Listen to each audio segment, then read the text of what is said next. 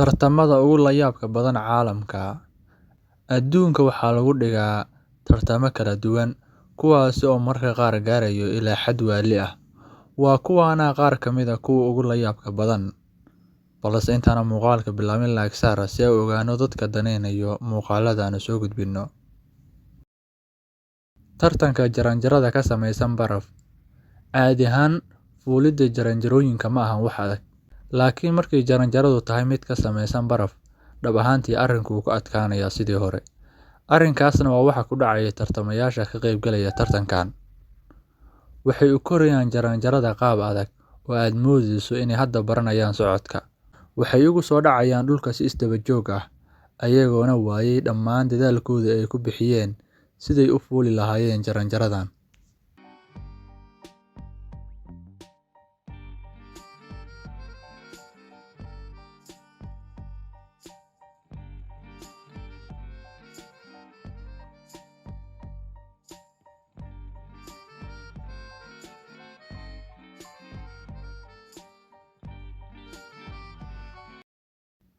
Tartanka xalwada.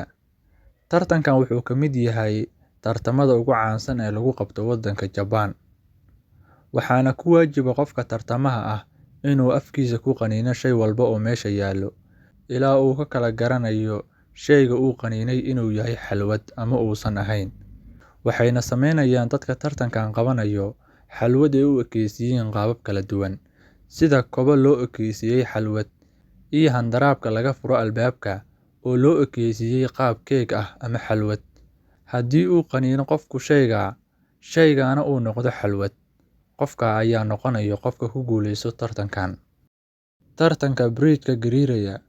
Waxaa tartankan lagu qabtaa waddanka China, waxaana ku waajiba tartamayaashu inay isku qaybiyaan laba kooxood. Koox kastana waxay isku dayaysaa inay ka riddo kooxda kale bridge-ka. Waxaa lagu qabtaa tartankan bridge soo laalaado oo ka samaysan geedka bamboo-ga ama qaysarajaanka, hoostiisana ay tahay barkad ay biyo ku jiraan. Waxaana adag inuu qofku ku sii nagaado bridge-kan marka loo eego gariirkiisa iyo dhaqdhaqaaqiisa aad u xooggan. Tartankan wuxuu ku leeyahay shacbiyad badan waddanka China, waxaana sanadkii iskugu yimaado kumanaan qof si ay u daawadaan tartankan.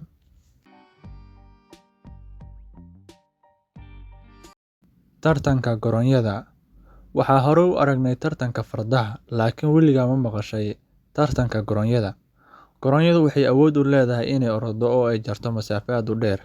Laakiin dhibta kaliya ee wajahayaan dadka ka qaybgalaya tartankan ayaa waxay tahay inuu qofku ku dul sugnaan karin dhabarka goronyada degdeg ay ku socoto awgeed, iyo goronyadu oo dhabarkeedu uusan ahayn mid lagu dul fadhi karo, ayaa ka dhigayso in qofka dusheeda saaran uu ka soo dhaco. Laakiin tababarada sida isdaba joogga ah ay u sameynayaan ayaa ugu dambeyn ka dhigaysa inay sameyn karaan tartankan. Tartanka kubadda baaskiilka. Tartankan ma ahan hal ciyaar oo keliya, laakiin wuxuu koobsanayaa laba ciyaarood oo kala ah ciyaarta baaskiilka iyo ciyaarta kubadda cagta. Dadka ciyaaraya ciyaartan waxaa ka mamnuuc ah inay lugahooda u adeegsadaan kubadda ama ay ku laadaan, laakiin waxay adeegsan karaan taayirada baaskiilka ay saaran yihiin. Waxaa la aasaasay ciyaartan dhammaadkii qarnigii 19aad. Waxaa aasaasay ninkii caanka ku ahaa baaskiil korista ee Nicholas Cotman. Iminka waxaa laga ciyaaraa ciyaartan oo ay caan ka tahay wadamada Faransiiska, Jarmalka, iyo Ruushka iyo Japan. Ciyaartan siday u muuqato ma ahan mid fudud, waxayna u baahan tahay in qofka ciyaaraya uu awood u leeyahay inuu isku miisaamo baaskiilka uu saaran yahay iyo kubadda uu ciyaarayo. Tartanka oohinta carruurta. Dhab ahaantii badankaynu ma jeclin markay ooyayaan carruurta yaryari, wuxuuna ka dhigayaa arrinkaani inaa u naxdo oo u warwarto ilmaha yaryar. Laakiin waddanka Japan, arrinkan waxaa loo yaqaanaa arrin wanaagsan, waxaana lagu cabbiraa caafimaadka ilmaha yar. Markastoo ilmaha yari oo oohinta sii badiyo, waxay micnaheedu tahay in ilmaha yari uu sii wanaagsanaanayo waddanka Japan gudihiisa. Sidaa darteed, waxay u qabtaan tartan oohinta ah ilmaha yar, waxayna bilaabaan aabayaasha dhalay carruurtan tartankan gudihiisa inay ka cabsiyaan oo ay ka bajiyaan carruurta yaryar ayagoo adeegsanaya qaabab kala duwan, oo ay ka mid tahay in ilmaha yar wejiga looga qayliyo iyo in la xirto wejiyo laga cabsanayo. Ilmaha yar ee ugu oohinta bato ayaa noqonaya kan ku guuleysanaya tartankan. Tartanka Webiyood ee waddanka Mareykanka. Tartankan wuxuu ka mid yahay tartamada yeesha shacbiyadda ugu badan sanadihii ugu dambeeyay, waxaana ka soo qayb galo dad kala duwan oo ka yimaada wadamo fara badan.